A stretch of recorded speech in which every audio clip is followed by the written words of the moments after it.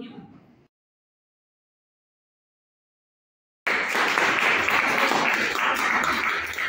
NSE आणि BSE आपले stock exchanges आहेत दोन. त्याच्यापैकी आपण स्पेशल रेफरन्स तुमचे टायटल कसे असले पाहिजे पुढच्या वर्षी. RM आपल्याकडून लोक शिकवतात, पुस्तक ज्ञान देतात, त्याला नाही करायचं. मला पुढच्या वर्षीचा तुमचा प्रोजेक्ट आहे तो कसा सोपा होईल हे मी बघते. ओके, टायटल काय दिले बघा, a study on stock price volatility in the Indian share market with special reference to NSE. You can take BSE also. Some shares are there on the NSE, some companies are there. Common companies are there on the NSE and BSE, but you are concentrating on now on the NSE. So what is the first objective? To study the conceptual background of stock price volatility. Stock price मध्ये volatile का होतात? एखादी news कुठेतरी Brazil मध्ये घडते, एखादी news कुठेतरी Ukraine मध्ये लढाई आहे, पण त्याचा परिणाम आपल्या शेअर मार्केटवरती होत असतो. आलं लक्षात?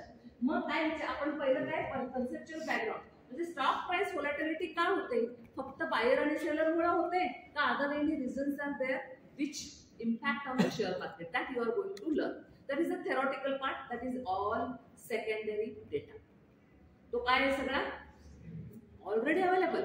Okay, second one is to identify factors contributing to the stock price fluctuations in NSE listed companies. काय करायचं? कुठले फॅक्टर्स कॉन्ट्रीब्यूट झाले? आता एक तुम्ही ड्युरेशन घेणार आहे, थोडीच अगदी NSE जेव्हा लॉन्च झाली तेव्हापासून अभ्यास करणार आहे का आपण? नाही, गेल्या 3 वर्षामध्ये किंवा गेल्या 4 वर्षामध्ये किंवा कोविड नंतर 2020 नंतर काय काय फरक झालाय त्याचा अभ्यास करायचा. म्हणजे टाइम स्पॅन तुम्हाला घ्यायला पाहिजे, बरोबर आहे? त्या टाइम स्पॅन मध्ये काय काय फॅक्टर्स घडले जगामध्ये, अख्ख्या जगामध्ये कुठले इन्सिडेंट्स घडले की ज्याचा परिणाम इंडियन शेअर मार्केटवरती झाला. आता परवा तो HMPV काहीतरी ह्युमन हे आला, बरोबर 1600 पॉईंट खाली आलं मार्केट. कारण कोविड जेव्हा आला तेव्हा असंच एकदम मार्केट खाली आलं होतं, धाड कोसळायला लागलं. पण हा HMPV जोपर्यंत हेल्थ मिनिस्टरनं सांगितलं नाही की हा कॉमन आहे, हा 2002 का 3 सालीच इंट्रोड्यूस झालेला आणि त्याच्यावरती आपल्याकडे भरपूर औषधं आहेत, काळजी करू नका, तेव्हा परत मार्केट हळूहळू वर यायला. So one news in the market it will impact on the share market. किती पॉईंट ना? 1600 पॉईंट. येते लक्षात तुम्हाला? मग एकदा अशी न्यूज आली की लोक फाट शेअर सेल करायला लागतात आणि मार्केटवर जेव्हा दडपण येतं तेव्हा काय होतं? आपोआप मार्केट प्राइस खाली येतो. Are you getting? आणि शेअर मार्केट असं आहे की कुणाच तरी लूज झाल्याशिवाय कुणाला तरी गेन होतो. Someone should lose, then only others will gain. That is the share market. Are you getting? So दूसरा ऑब्जेक्टिव्ह लक्षात आला.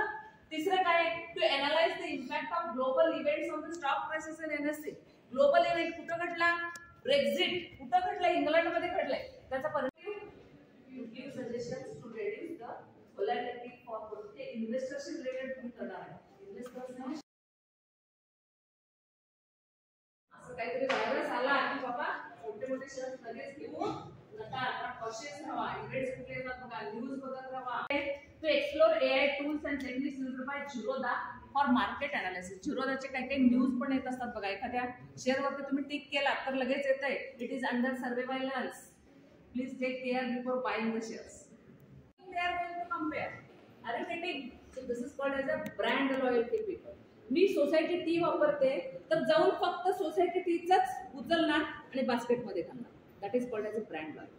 पीटर इंग्लंडचे शर्ट वापरत असाल तर तुम्ही पीटर इंग्लंडच्या शोरूम मध्ये जावाल, त्या डीमार्ट मधले शर्ट कधीही वापरणार नाही 100 रुपयाचे. येते लक्षात? Because you are brand loyal. Are you getting बेटा? सो हे ऑब्झर्वेशन आपण कुठं करणार आहे? प्लीज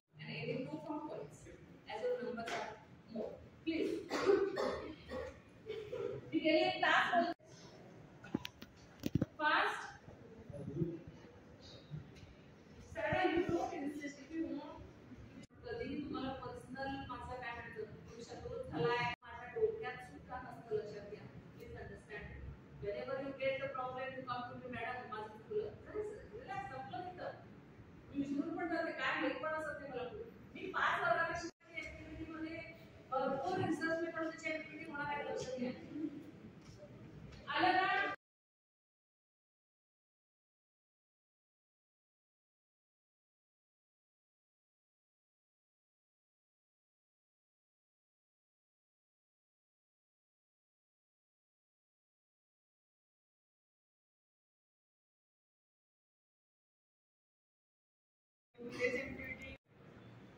होमवर्क्स रिलेटेड होतं. काल मॅमनी टॉपिक्स द्यायला सांगितलेले, 10 टॉपिक्स काढून आणायचे. क्लास संपला अखंड BBA लायब्ररीत गेलेला, सगळे बुक्स शोधायला, सगळे टॉपिक्स शोधायला. सो त्यांना पण मला पण वाटलं की शोधावं, पण ऍक्च्युअली काय शोधायचं माहिती टॉपिक्स, त्याचे ऑब्जेक्टिव्ह काय असले पाहिजे, त्याचा स्टडी कशाबद्दल झाला पाहिजे. So that is very informative for me. आणि लेक्चर जे आपण असाइनमेंट कामकडनं घेतोय त्याचं एक ऍक्टिव्हिटी प्रत्येक वेळी व्हावं अशी माझी इच्छा.